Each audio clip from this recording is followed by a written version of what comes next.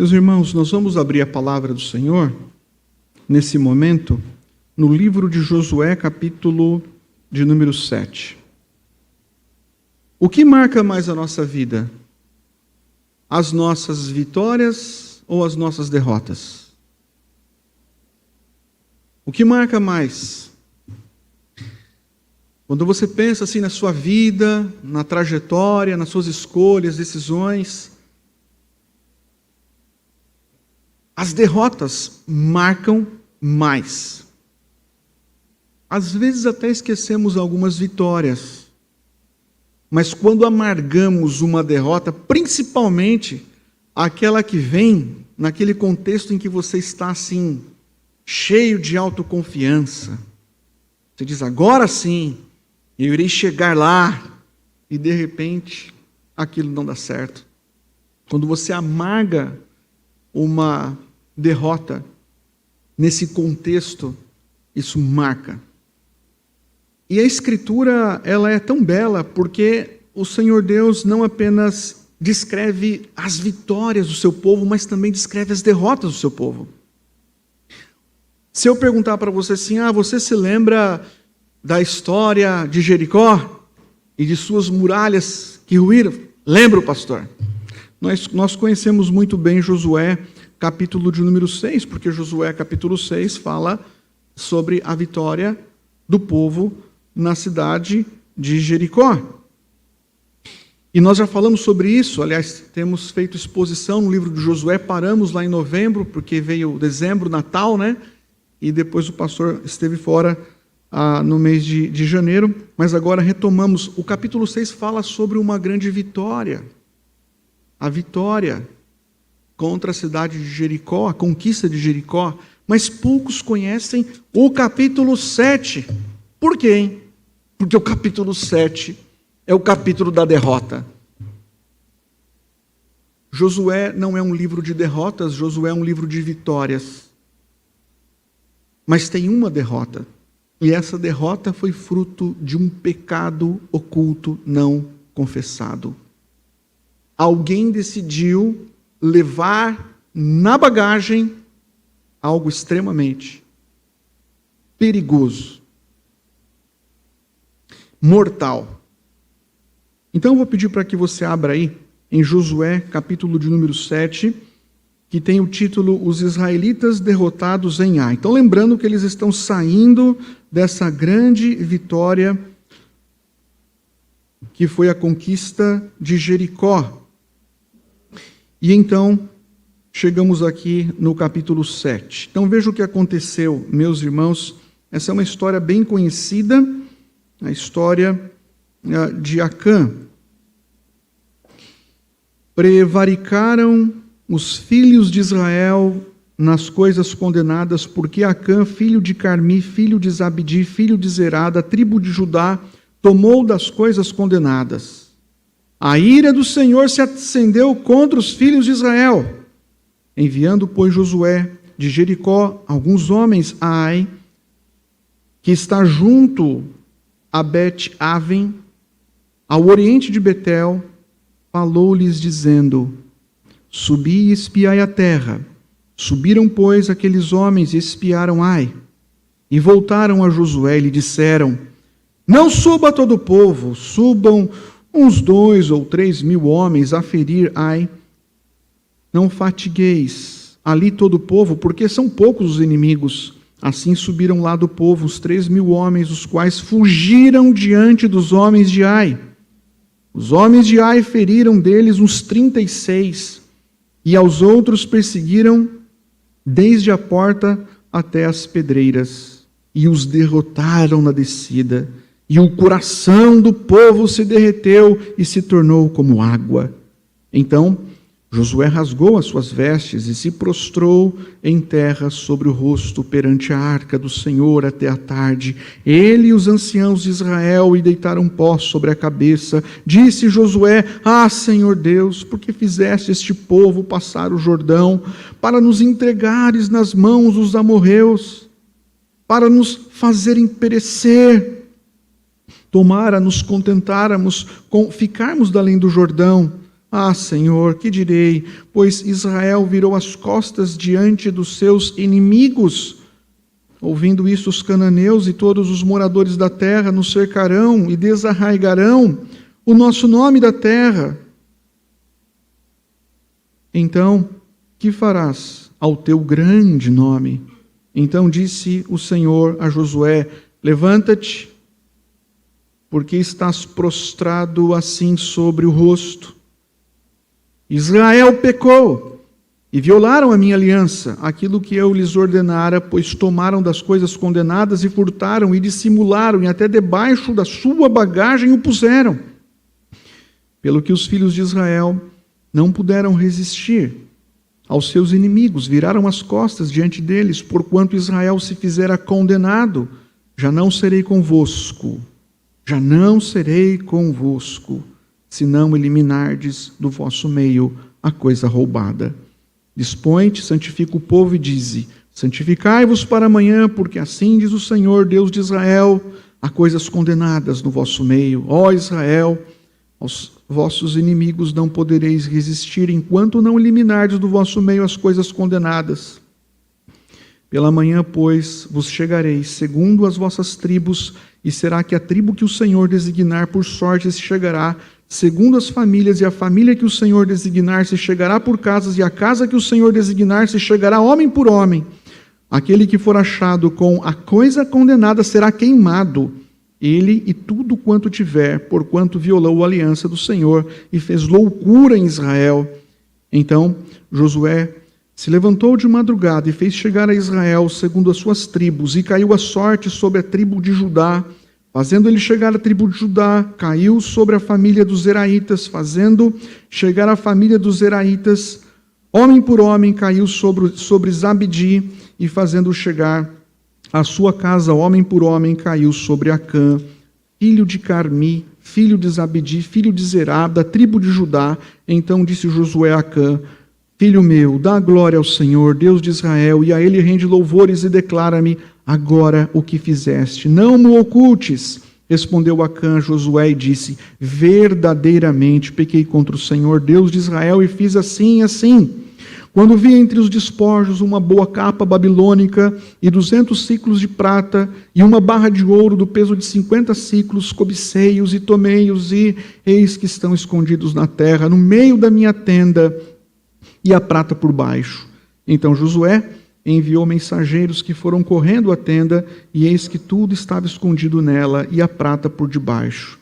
Tomaram, pois, aquelas coisas do meio da tenda, e as trouxeram a Josué e a todos os filhos de Israel, e as colocaram perante o Senhor. Então Josué e todo Israel, com ele, tomaram Acã, filho de Zerá, e a prata, e a capa, e a barra de ouro, e seus filhos e suas filhas, e seus bois, e seus jumentos, e suas ovelhas, e sua tenda, e tudo quanto tinha, e levaram-nos ao vale de Acor. Disse Josué: por que nos conturbaste? O Senhor hoje te conturbará. E todo Israel o apedrejou, e depois de apedrejá-los, queimou-os. E levantaram sobre ele um montão de pedras, que permanece até o dia de hoje. Assim o Senhor apagou o furor da sua ira, pelo que aquele lugar se chama o Vale de Acor, até ao dia de hoje. Vamos orar, irmãos? Oremos. Bondoso Deus, tua palavra é maravilhosa, os teus ensinos são perfeitos. Abra o nosso coração para que compreendamos, Pai, o teu querer,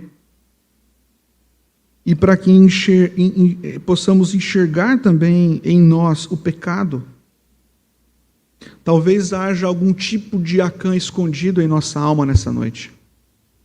Que o Senhor nos ilumine e nos dê humildade para aceitarmos a tua palavra, sermos confrontados e mudarmos a rota do nosso caminho. Abençoa o teu povo, Pai, a tua igreja. É o que lhe pedimos no nome precioso e santo de Jesus. Amém.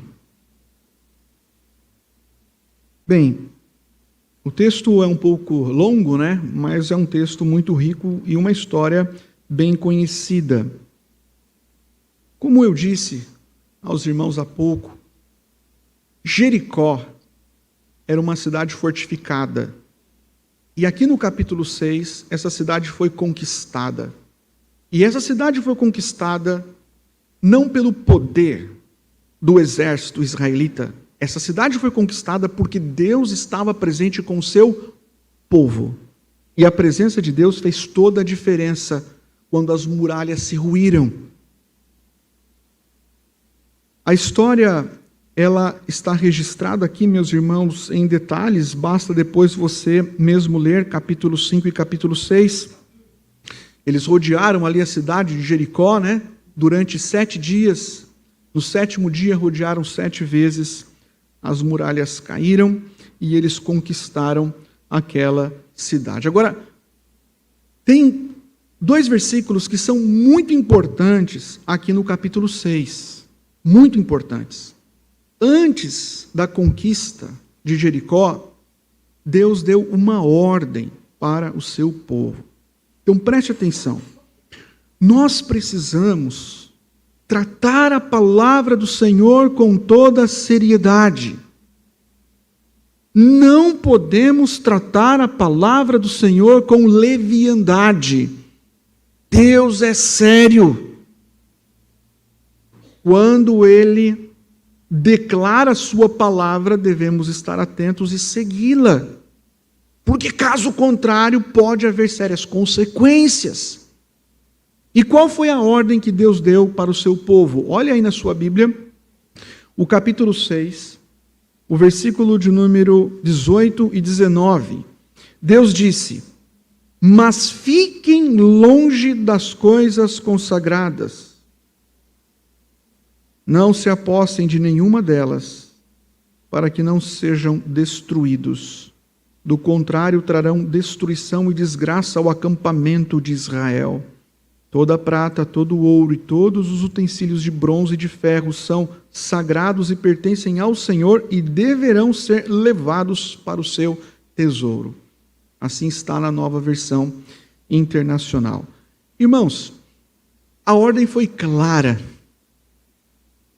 Mas quando o povo chegou na cidade de Jericó, havia tanta fartura, era tanta riqueza, eram tantas coisas valiosas, que os olhos começaram a brilhar. Por que não?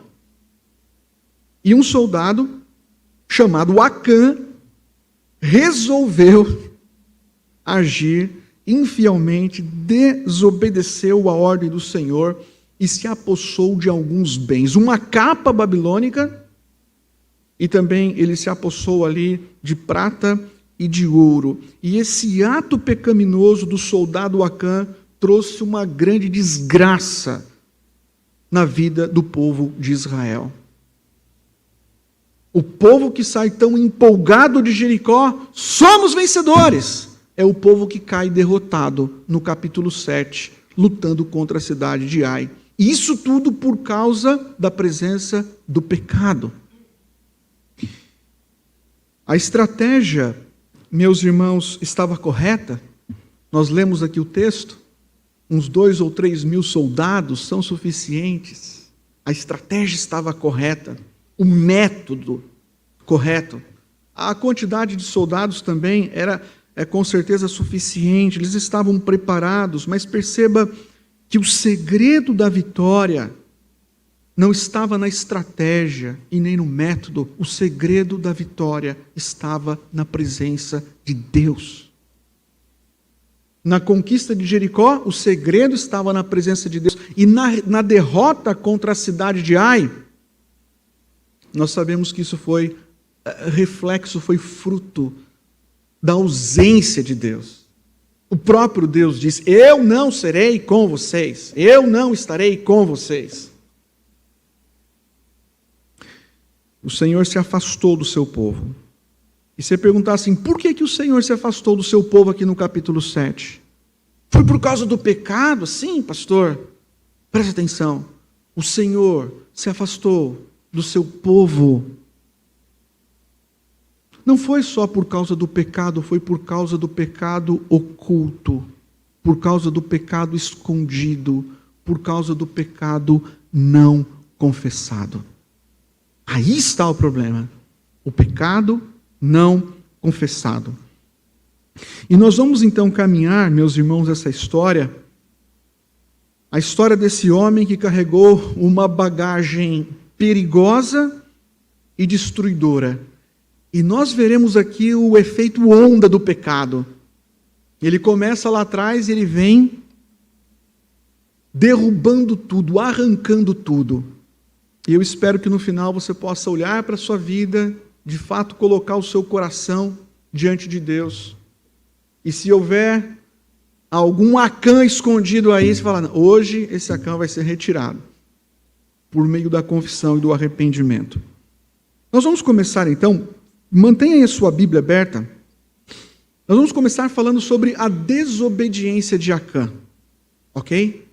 É o primeiro D nessa mensagem, é a desobediência de Acã, está aqui nos versículos 1 e 2. Embora, meus irmãos, o pecado tenha sido cometido apenas por um homem, o pecado foi o pecado de Acã, era o pecado pessoal de Acã, esse pecado ele foi colocado na conta dos filhos de Israel. Veja, Acã pecou e o texto bíblico diz que o Senhor estava irado contra os filhos de Israel. O pecado era pessoal, era o pecado de um soldado, mas perceba que a culpa se tornou coletiva.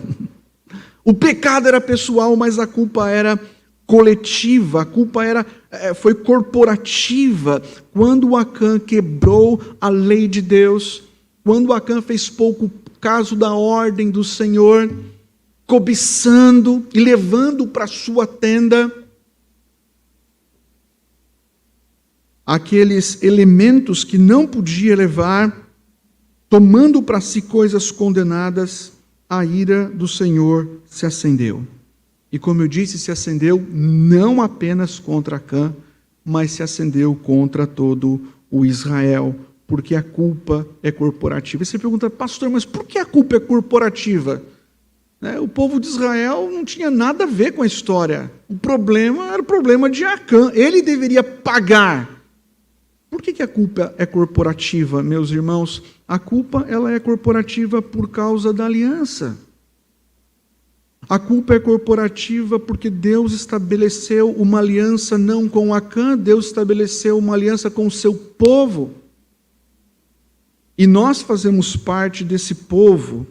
Então, o pecado de um, ele acaba se tornando o pecado de todos, porque todos acabam sofrendo as consequências do pecado de um. É aquela pequena infecção no dedinho do pé que afeta todo o corpo, sabe? É mais ou menos isso. Quando um cristão, ele peca contra o Senhor,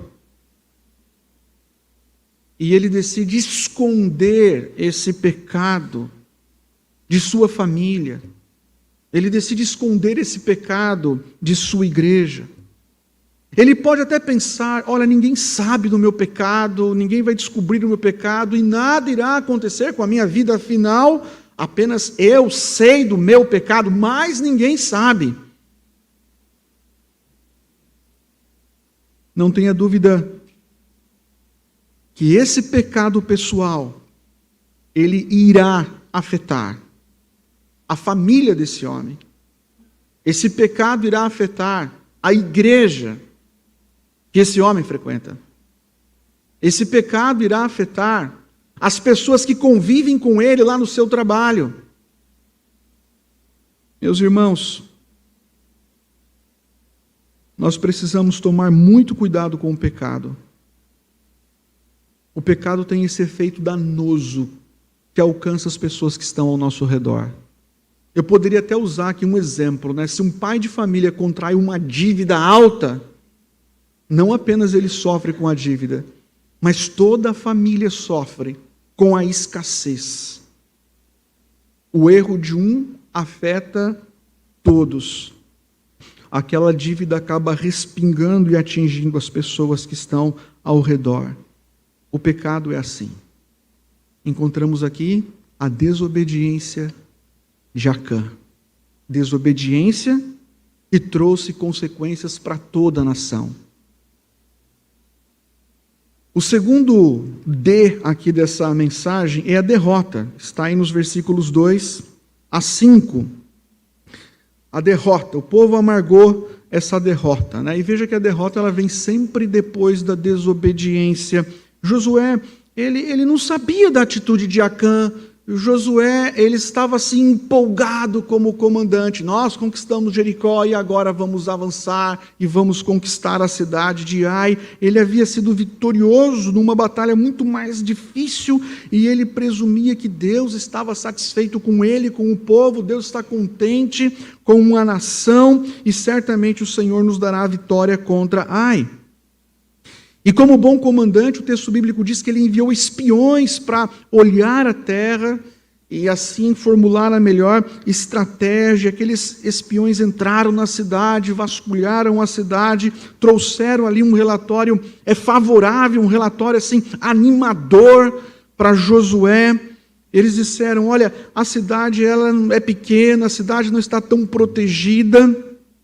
Essa cidade não tem assim muitos soldados, talvez 2 ou 3 mil homens serão suficientes para nós conquistarmos a cidade de Ai. E aí Josué está ali empolgado, né? Agora vamos para a segunda conquista.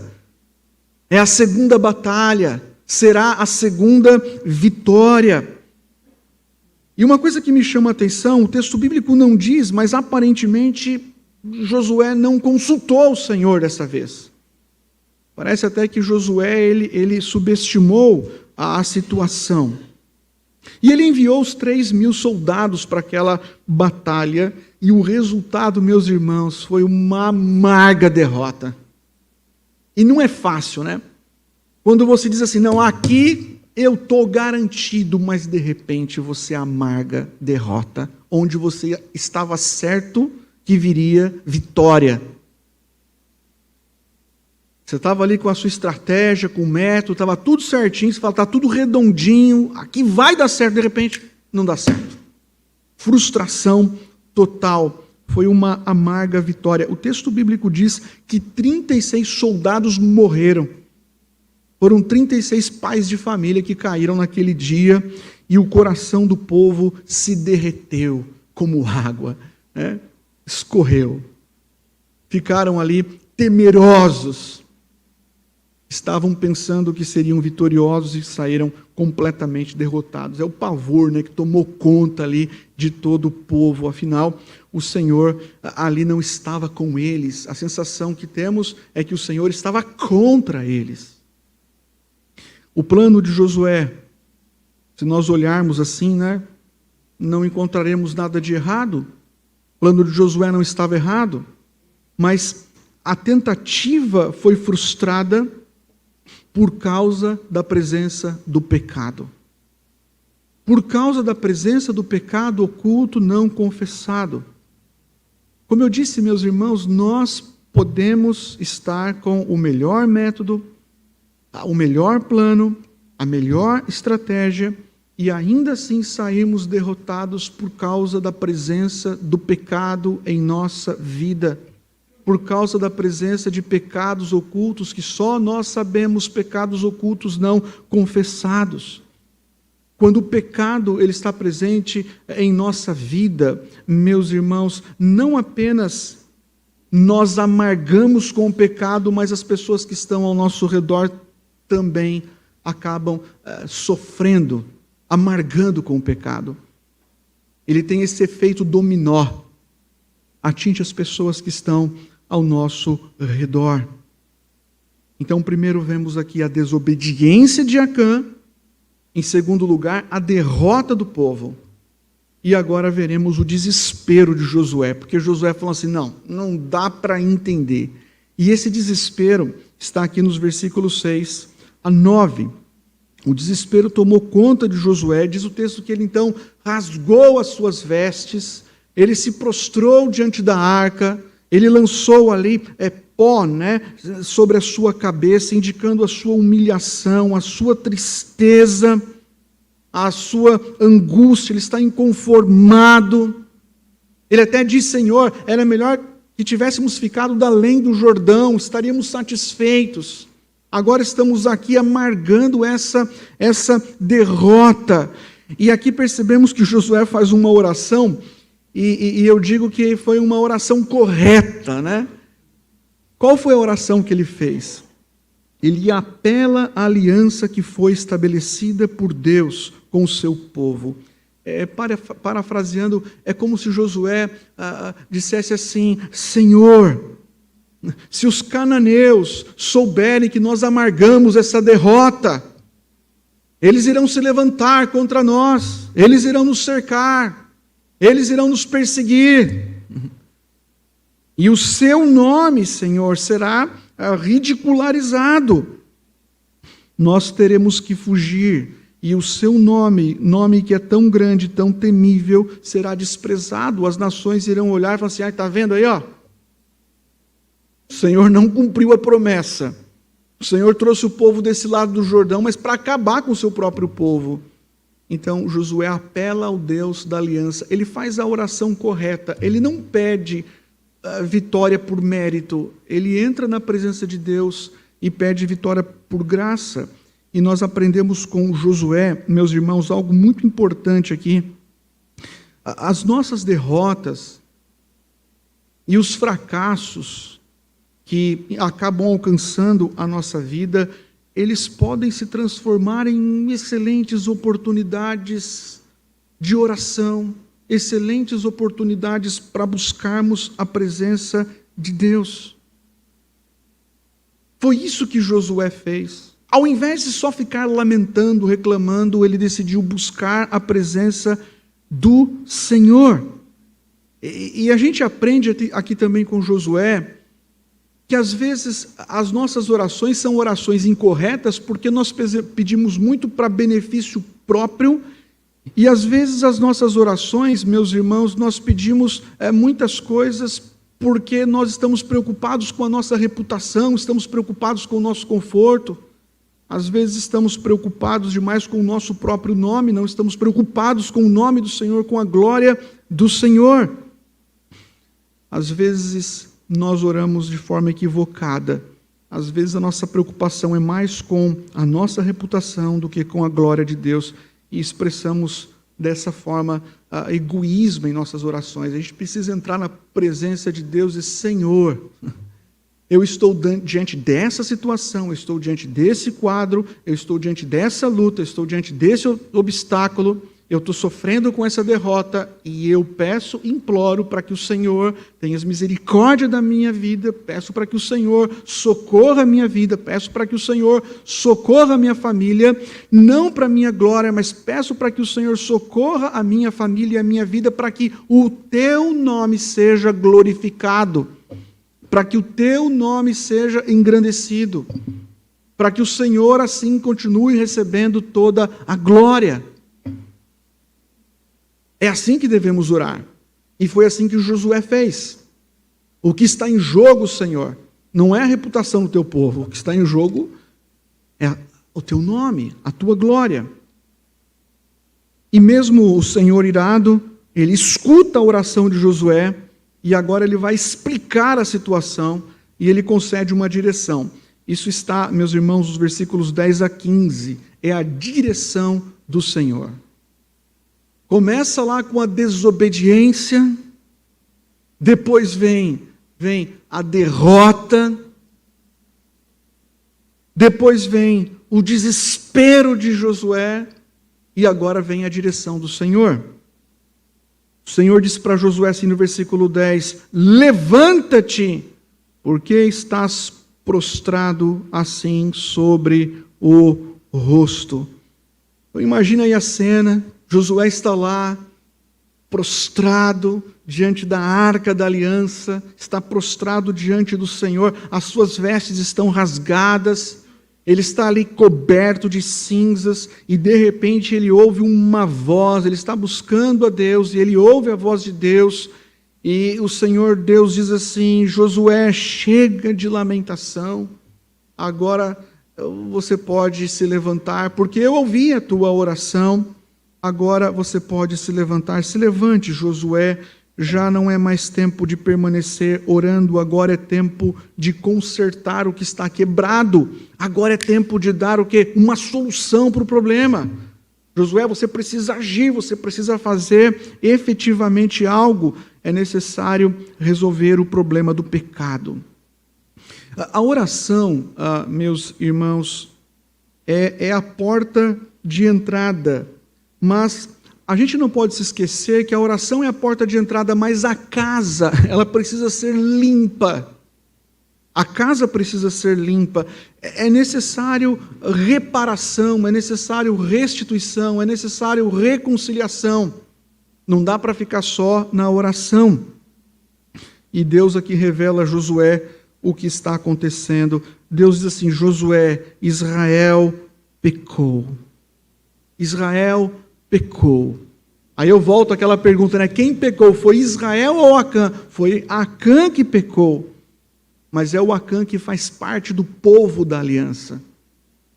E Deus olha para os seus filhos como um único povo, como Ele olha para a sua igreja como um único corpo, uma única família. Logo, se Acã pecou, todos acabaram se tornando culpados diante de Deus. E a única forma, meus irmãos, de resolver aquela situação de pecado seria removendo a coisa amaldiçoada. Eles precisavam dar fim àquela maldição, àquela bagagem amaldiçoada. Aquilo não deveria pertencer a Acã, aquilo deveria pertencer ao Senhor. Acã tomou algo que pertencia a Deus. Para ele era amaldiçoado, não para o Senhor. E se eles não fizessem aquilo, Deus continuaria contra o seu povo. Se vocês não removerem, eu não estarei com vocês. E aqui eu fico pensando, né? Se Deus, meus irmãos, estiver contra nós, por causa dos nossos pecados ocultos não confessados, eu e você poderemos sim continuar tendo a melhor estratégia, o melhor método, as melhores armas, mas ainda assim seremos sempre derrotados. Se o Senhor Deus ele não está com a sua igreja, é inútil o dinheiro, é inútil o recurso, é inútil a estrutura, é inútil, meus irmãos, absolutamente tudo e até os dons, se Deus não estiver com a sua igreja. O que Deus está dizendo para Josué e para todos nós é muito simples. O segredo da vitória é a presença do Senhor. O segredo da vitória na vida espiritual é a presença do Senhor. E como eu disse, o problema não são assim os nossos pecados, porque Deus ele não rejeita um coração quebrantado, compungido, que confessa a Ele os seus pecados. Deus tem prazer em liberar perdão, porque Ele é gracioso. Mas o que Deus não suporta são pecados ocultos, pecados escondidos, pecados não confessados, pecados que guardamos em nosso coração em secreto. São esses pecados que nos levam à ruína, à derrota. São esses pecados que levam a nossa família a sofrer. São esses pecados que levam a igreja a sofrer. Meus irmãos, nós devemos pensar nisso. Olha, se você está aqui nessa noite, mas você está escondendo algo, ninguém sabe. Se você tem algum pecado de estimação escondido no seu coração, na sua mente, presta atenção, isso te levará à derrota. Você vai amargar uma derrota e essa derrota vai trazer consequências para as pessoas que estão ao seu redor. Esse pecado oculto ele vai acabar respingando nas pessoas que estão ao seu redor. Deus é bondoso, meus irmãos, Deus é gracioso para nos tratar.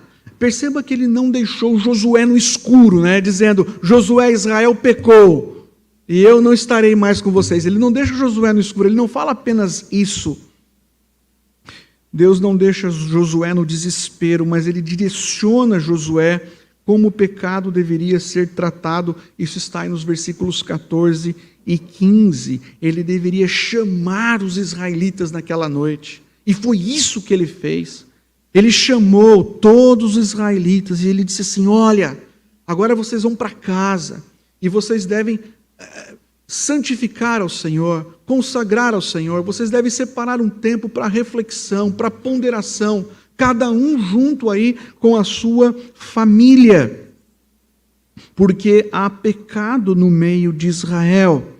Alguém quebrou a aliança, e por isso vocês devem, durante toda a noite, buscar a presença de Deus. E no dia seguinte, depois dessa noite de consagração, santificação, reflexão, que deveria produzir arrependimento no coração do povo, depois dessa noite, logo pela manhã, o texto diz que Josué de madrugada já chamou o povo, né? Estava amanhecendo, o Senhor irá revelar quem cometeu tamanha ofensa. Porque Deus não disse logo de cara para Josué: Josué, o problema da derrota é o pecado de Acã, vai lá e fala com ele. Josué não ouviu da boca do Senhor quem havia pecado. Deus disse para Josué qual seria a estratégia para descobrir o pecador. Certamente, meus irmãos, Deus queria que o povo compreendesse que o pecado de uma pessoa é responsabilidade comum de toda a comunidade. É isso que Josué deveria entender e passar para o povo. Olha, alguém pecou, mas todos nós estamos sofrendo. A responsabilidade é comunitária. Uma outra coisa que percebemos é que Deus não revelou para Josué o nome Acã, porque Deus queria que durante aquela noite o povo fosse confrontado com o pecado, com os seus pecados, se consagrasse. E todos eles ali colocaram a vida diante de Deus em arrependimento. Fico pensando aqui como foi aquela noite para Acã, né? Porque Acã era culpado. Quando Josué falou assim: amanhã o Senhor irá revelar o pecador, eu imagino como foi para Acã. E ir para casa e ficar pensando: nossa, amanhã, será que Josué não está blefando, né? Será que Josué realmente vai dizer que eu cometi tal pecado?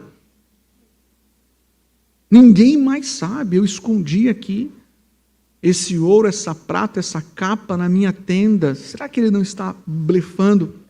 Não estava. Agora vem o quinto D, que é a descoberta. A descoberta. Então, como nós vimos, em primeiro lugar, a desobediência de Acã e a culpa que recai sobre o povo. Na sequência, a derrota do povo contra a cidade de Ai. Tiveram que fugir, 36 mortos. Depois o desespero de Josué em sua oração, buscando a presença de Deus. Depois a direção de Deus, dizendo: Josué, faça isso e isso, para descobrir o pecador. E agora vem a descoberta. Está aí nos versículos 16 a 21. Irmãos, o pecado, ele traz consequências terríveis. Terríveis. O pecado não confessado, guardado, acariciado, o pecado de estimação que não queremos tocar, temos vergonha que outros descubram. Esse pecado é o pecado que traz consequências terríveis. Talvez Acã, ele pensou assim: olha, amanhã de manhã Josué vai chamar o povo, mas eu vou ficar quietinho. E foi o que aconteceu. Josué chamou o povo e Acã ficou quietinho. Ele ficou lá no canto. Talvez o meu nome vai passar batido. Tem tanta gente aqui. Ele pensava que iria passar despercebido, que ninguém iria descobrir. Possivelmente essas sortes que foram lançadas, provavelmente eles usaram o Urim e o Tumim, aquelas duas pedras que ficavam no peitoral do sacerdote, sumo sacerdote. Não sabemos exatamente como funcionava isso, mas por meio do Urim e Tumim, daquelas pedras, Deus revelava coisas para o povo. E eles foram lançando sortes. E a sorte caiu ali sobre a tribo de Judá, e depois foi descendo até chegar a Acã, que após ser confrontado por Josué, acabou confessando o seu pecado. Veja na sua Bíblia o versículo 20. Respondeu Acã a Josué e disse: verdadeiramente pequei contra o Senhor Deus de Israel e fiz assim e assim. Quando vi entre os despojos uma boa capa babilônica de 200 siclos de prata e uma barra de ouro do peso de 50 siclos, cobicei-os e tomei-os, e eis que estão escondidos na terra, no meio da minha tenda, e a prata por baixo. Veja como o pecado ele funciona, meus irmãos. Veja como o pecado funciona. O texto bíblico diz que ele, em primeiro lugar, viu. Ele fixou os seus olhos em algo proibido. Veja, meus irmãos, quando a palavra de Deus ela não está assim em nosso coração, quando a palavra de Deus não é de fato o alimento da nossa alma, quando alimentamos o nosso coração, os nossos pensamentos, a nossa imaginação com outras coisas, o perigo se torna muito maior, porque os nossos olhos, eles começam a ser direcionados para lugares errados e proibidos. E ali está Acã. Colocou os olhos onde não devia, naquilo que lhe faltava, no proibido. Segundo lugar, ele menosprezou o seu pecado aos olhos de Deus. Ele disse, é como se ele dissesse assim: olha, é uma coisa tão pequena, tem tanto ouro, tanta prata, Deus não vai fazer conta disso. Acã pensou que Deus não iria se importar com algo que para ele era tão pequeno. Sabe quando você faz uma coisa e fala assim: isso aqui é uma coisa tão pequena, quebrar essa lei, essa regra é uma coisa assim que isso aqui, Deus não vai nem se importar com isso, Deus está preocupado com coisas maiores, com pecados maiores. Havia tanto ouro, tanta prata, uma barrinha ali de 2 quilos, que mal, né? Teria, tão pequeno. Deus não vai sentir falta desses 2,5 quilos de prata e dessa barra de ouro que pesava ali mais ou menos meio quilo. A nossa derrota, meus irmãos, ela começa quando nós queremos determinar o que agrada a Deus e o que não agrada a Deus. Como eu falei, como se Deus não se importasse com pequenos pecados. Aqui foi um grave pecado. E não adianta, meus irmãos, nós tentarmos esconder os rastros. É o que aconteceu. Ele tentou esconder ali os rastros do pecado.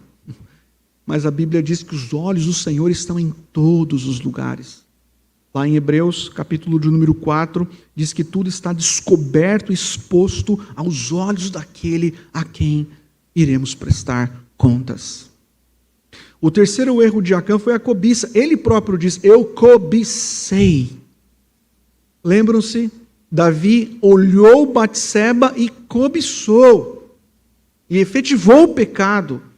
De igual forma, Eva, ela viu o fruto, cobiçou o fruto e caiu em pecado. Não tem jeito, meus irmãos. Deus, Ele conhece o nosso coração. Tiago capítulo 1, versículo 14 diz: ao contrário, cada um é tentado pela sua própria cobiça quando essa o atrai e o seduz. Então a cobiça, depois de haver concebido, dá luz ao pecado, e o pecado, uma vez consumado, gera a morte. A gente precisa cuidar da nossa imaginação. o que alimentamos em nossa mente, porque isso pode ser ali, eu diria, um ventre para gerar o pecado da cobiça. Ele também pensou que poderia sair daquela situação assim, sem nenhuma culpa, porque afinal o seu pecado era um pecado oculto. Ele não imaginava, que teria uma consequência tão grave, mas, irmãos, não tem jeito. Olha, Deus conhece você, Deus me conhece, Deus sabe quem somos, Deus sabe onde estamos, Deus sabe o que estamos pensando. Nós podemos esconder dos homens, mas nós não podemos esconder nada do Senhor. É tolice pensar que Deus ele não está olhando para a nossa vida, Ele não sabe por onde nós andamos. Tem uma passagem de Isaías que eu gosto muito, Isaías capítulo 29, versículos 15 e 16, que diz assim: ai dos que escondem profundamente o seu propósito do Senhor, ai dos que fazem as suas obras às escuras e dizem, quem nos vê? É Acã aqui, ó. Quem nos vê? Quem sabe o que estamos fazendo? Como vocês invertem as coisas? Será que o oleiro é igual ao barro? Pode a obra dizer ao seu artífice, ele não me fez? Pode a coisa feita dizer ao oleiro, ele não sabe nada? Se Acã tivesse esperado ali uns dias, ele já teria sido abençoado com a cidade de Ai, onde havia muitos despojos. Mas a cobiça não espera. A cobiça quer ser satisfeita aqui e agora. Se ele esperasse mais um pouquinho, na conquista de Ai, os despojos ficariam para o povo. Como ficou. Mas a cobiça nunca espera, nunca satisfaz. E aí você pergunta assim, pastor, a confissão de Acã foi uma confissão sincera? Porque ele disse, eu pequei contra o Senhor. Foi uma confissão sincera? Eu creio, meus irmãos, que Acã, ele fez uma confissão sincera. Eu creio que ele realmente se arrependeu aqui, nesse momento, nessa hora em que ele foi confrontado. Como Davi também se arrependeu quando foi confrontado pelo profeta Natã. E eu vejo a sinceridade de Acã no fato dele não ter colocado a culpa em outra pessoa. Não ter colocado a culpa nos filhos, na esposa. A gente percebe aqui a sinceridade de Acã porque ele não tenta encontrar outro culpado, ele confessa. E veja que ele confessa tudo. Ele fala, eu peguei uma capa, eu peguei prata, eu peguei ouro, e digo mais, está lá na minha tenda. Eu enterrei lá. Quando uma pessoa se arrepende, de fato, ela confessa tudo. Às vezes a pessoa, o que você fez? Eu fiz isso. Mais alguma coisa? Também aquilo. Mais alguma coisa? Também aquilo outro. Às vezes isso acontece na própria igreja, Chega o camarada lá para conversar com o pastor e fala, pastor, eu cometi um pecado. O que foi? Qual foi o pecado? Pastor, estou profundamente arrependido. Já confessei para minha esposa. Eu traí a minha esposa. Ok. Tem mais alguma coisa para falar? Não, pastor, é isso. Você traiu mais de uma vez? Já que o pastor perguntou, sim. Mais de uma vez. Tá bom. Tem mais alguma coisa para conversar? Não, é isso aí mesmo. Foi com mais de uma mulher, já que o pastor perguntou? Sim, umas 4 ou 5.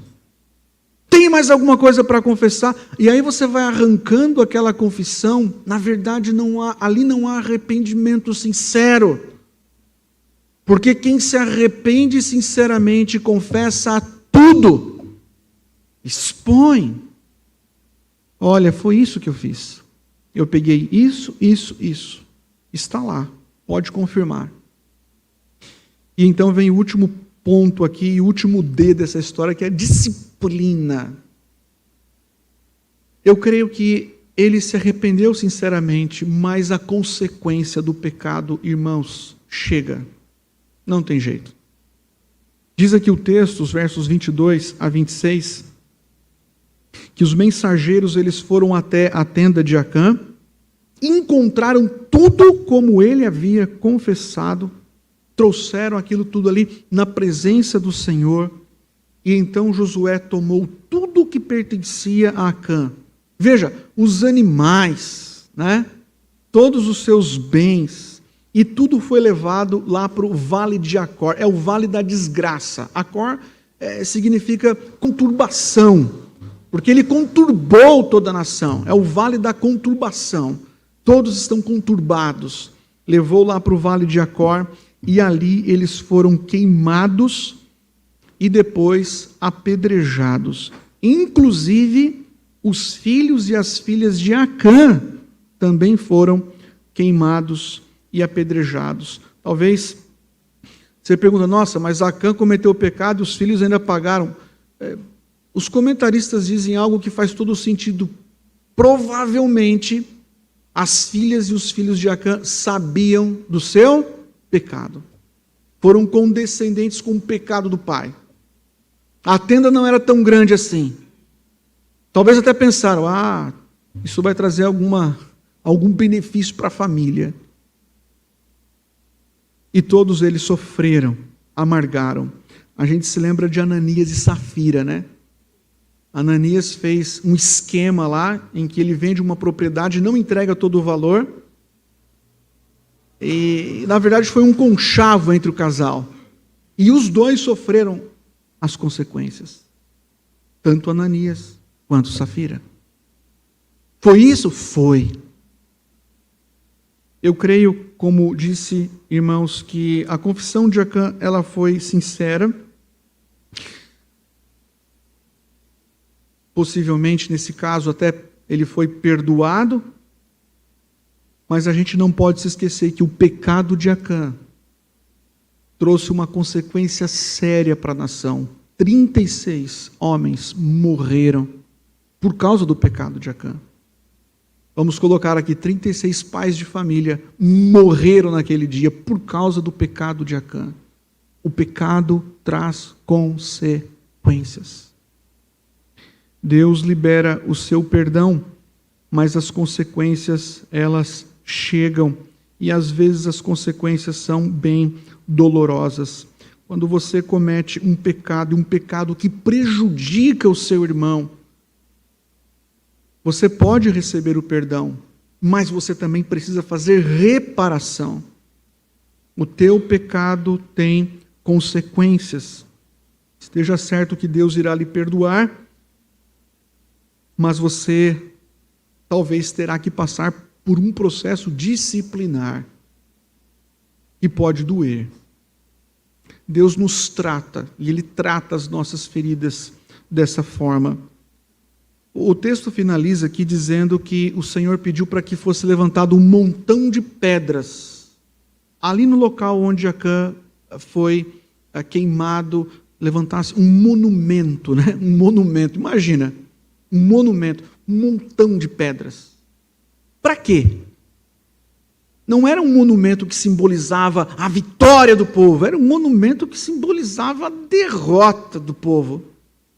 Mas estava lá aquele monumento, aquele montão de pedras, dá para imaginar, depois de 10, 15, 20 anos, os pais passando ali com os seus filhos, e os filhos perguntando, pai, o que é esse montão de pedras?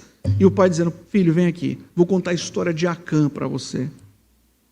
Aquele monumento foi muito importante para ensinar para ensinar a nação de Israel que pecados ocultos, escondidos, não confessados, são pecados que trazem consequências sérias para a nossa vida e para a vida das pessoas que estão convivendo conosco.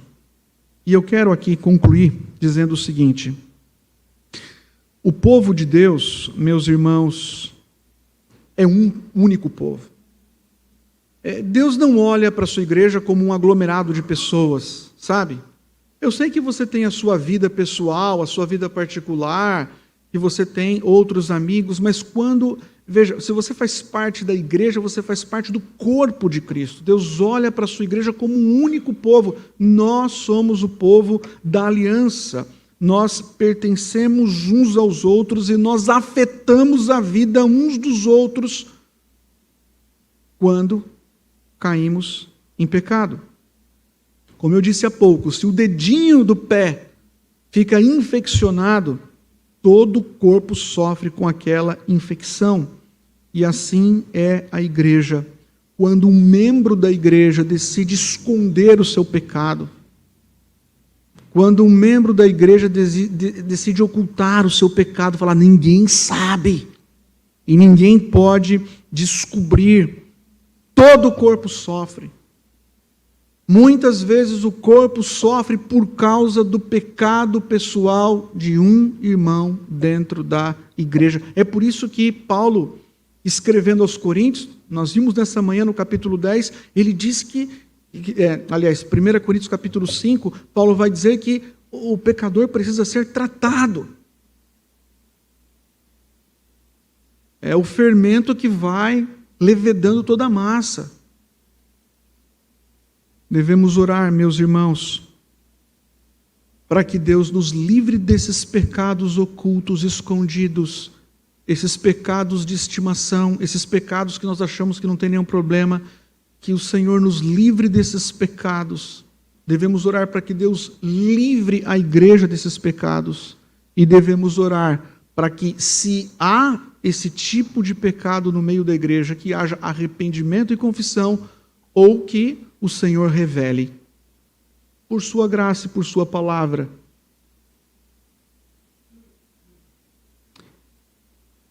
Se Deus, Ele é por nós, o mundo pode se levantar contra nós, o diabo pode se levantar como se levanta contra nós com suas tentações, as provações podem se levantar contra nós, e ainda assim nós sairemos vencedores e seremos vitoriosos. Agora, meus irmãos, se Deus não estiver conosco por causa desses pecados ocultos de estimação, não confessados, que vamos alimentando, a gente pode amargar algumas derrotas. Não deixe de colocar a sua vida em ordem. Confesse a Deus, assim, diariamente, Senhor, eu estou aqui, eu quero confessar mais uma vez a Ti. Eclesiastes capítulo 12, verso 14, diz assim, pois Deus trará a julgamento tudo o que foi feito, inclusive tudo o que foi feito escondido, ou tudo que está escondido, seja bom, seja mal. Será nessa noite, olhando aí para a nossa vida, será, meus irmãos, será que não existe aí também algum resquício desse Acã dentro de nós? Será que não existe alguma coisa que nós insistimos em esconder, ao invés de confessar a Deus em arrependimento? O exemplo de Acã serve para nós nesta noite, e serve como uma advertência para não tomarmos, meus irmãos, a palavra do Senhor com leviandade. Nós precisamos levar a sério a palavra de Deus. E esse é um momento apropriado para que confessemos os nossos pecados, antes que chegue o tempo da disciplina. Jesus Cristo é bondoso e gracioso, Ele morreu na cruz do Calvário para te perdoar. Você não precisa amargar a derrota como o povo amargou a derrota naquele contexto. Você pode confessar, se arrepender, receber o perdão. Isso vai fazer bem tanto para você, quanto vai fazer bem para as pessoas que estão convivendo contigo. Feche os seus olhos, nós vamos falar com Deus. Pai, nós olhamos para a vida de Acã e reconhecemos humildemente que somos falhos e fracos. Rogamos que Tu tenhas misericórdia de nós Rogamos que o Senhor cuide do nosso coração. Rogamos que o Senhor, Pai, nesta noite nos livre dos pecados ocultos, escondidos, dos pecados, Pai, que muitas vezes temos vergonha só de mencionar.